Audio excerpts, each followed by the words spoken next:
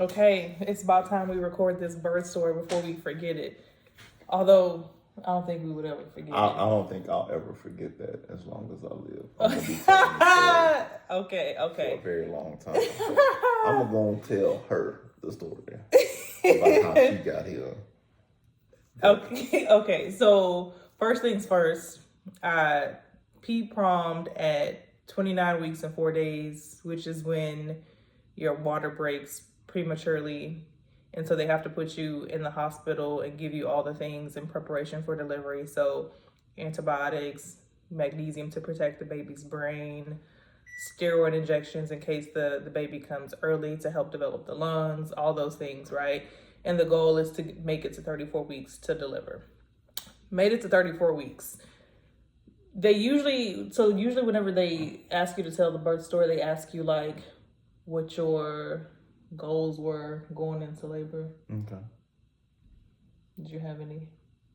My goals was just a safe labor and to try to help make it as comfortable as possible for you, which, I mean, they ain't really saying much because it's going to be painful.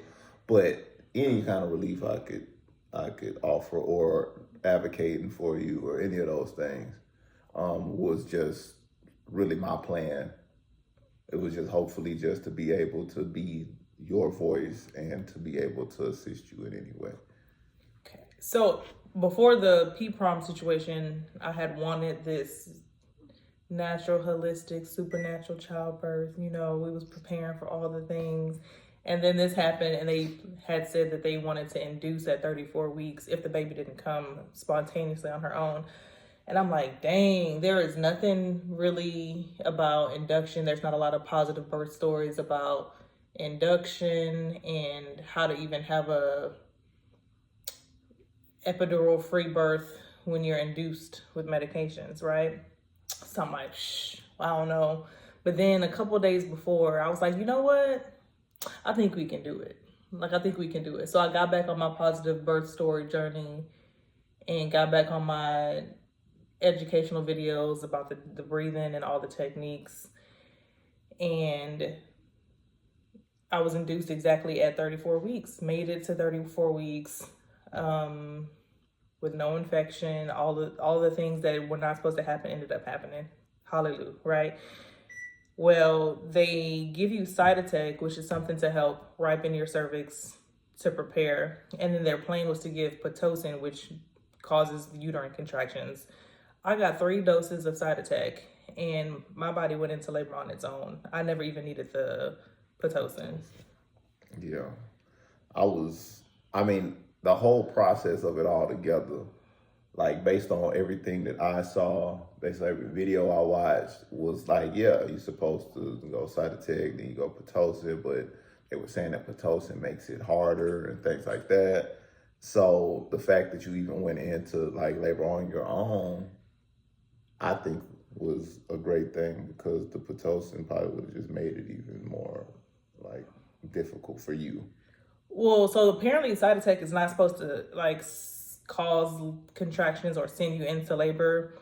First dose did nothing. They give you 1 dose 3 or 4 hours apart. Second dose, I started feeling them, but it was like, okay, we were still vibing to the music. It was fine. You know, we're breathing through it. That third dose hit. I don't know what happened. Went in a straight up focus mode. That's when like you kind of like detracted. You kind of went into yourself, and I was just kind of there. So I was just kind of watching you breathe through everything. It was kind of like, yeah, like you had kind of like left the room in a way, and you were just in another round. I'm not gonna lie, I was in another round.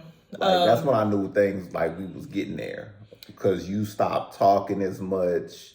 You stopped you just stopped interacting. Like I'd say stuff to you, just kind of be like, yeah, no, yeah. But you would just kind of hear. You kept looking down at the floor. You were just kind of going through your contractions. Yeah. Well, okay, so they also, so I forgot to talk about like the cervical check. So initially when they checked, it was like high, way back there, nowhere near, right? And then I think I only had one more, which I was planning on refusing them anyway, but literally only had one more, and they never even asked to check again because I guess I was just so calm and peaceful that they thought there was nothing going on. Yes. Meanwhile, the baby was about to bust out the back end.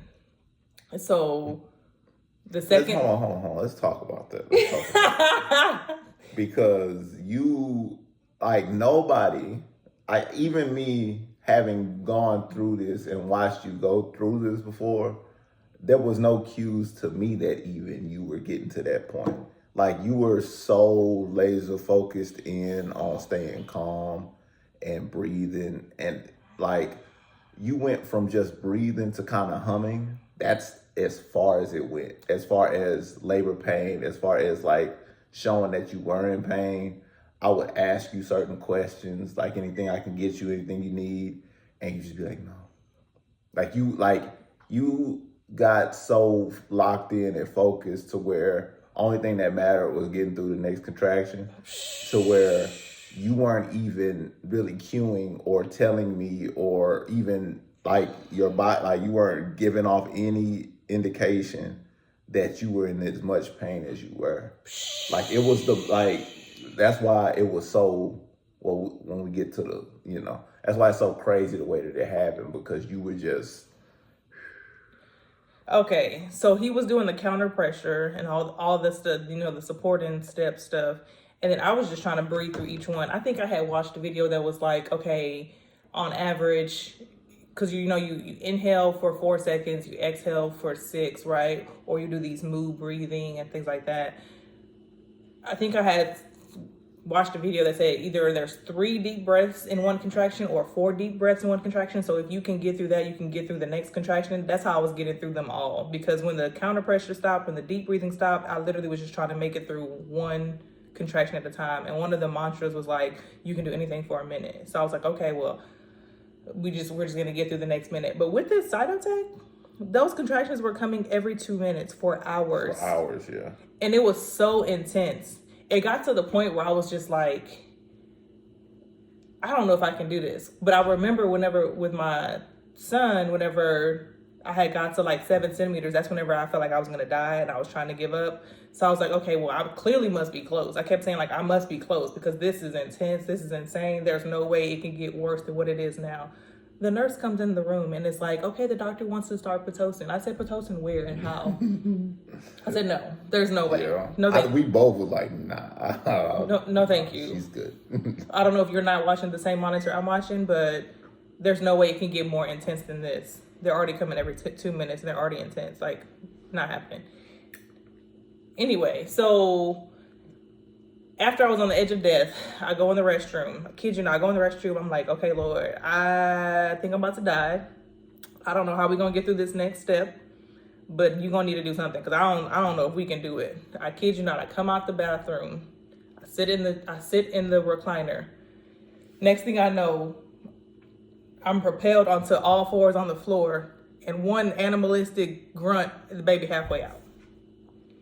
It's the craziest thing I've ever seen. You kind of like, you taking off all the extra that goes with this specific part. Our impressions are different. That's what happened in my book. And then I told him like, okay, you might need to call somebody. Like, the baby about to come out, and he's scrambling, trying to crawl to call somebody. I don't know where the people came from. One more push and she was out. But what happened? What happened? Come on, baby. All right. You good now? Okay. So, you went to the bathroom. You came back. And this was a regular bathroom trip. Like, you had made many of them throughout the night. Just a regular bathroom trip. You go to the bathroom, come back. Because you hadn't even, like, I'm looking for things that signify she's, like, getting to the point where, like, you're saying, like, oh, I don't know if I can make it. But you're just saying it. It was never, hey, like, you never looked at me. It was, like, more so like you just talking to yourself. So I'm just, like, trying to gauge. I don't want to like prematurely be like, hey, we need help. I want you to kind of be able to. I was looking for you to kind of show something that made They basically told me that you were ready for some help, somebody to come in. But you just go to the bathroom. You come back. Because last time you were throwing up, like there were many indicators. Many indicators, like just. So how did you catch the baby? You trying to get to the end, but you don't like. It's like you don't want me to tell this part, but I need to tell this part because I need this to be said. So you come back, you sit down for all of 7 seconds, and because when you sat down, I was like, she hasn't sat down in that chair because I was normally sitting there, but you sat there. I was like, why is she sitting there?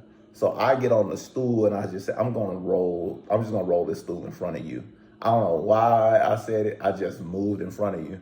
So I'm gonna just get right here.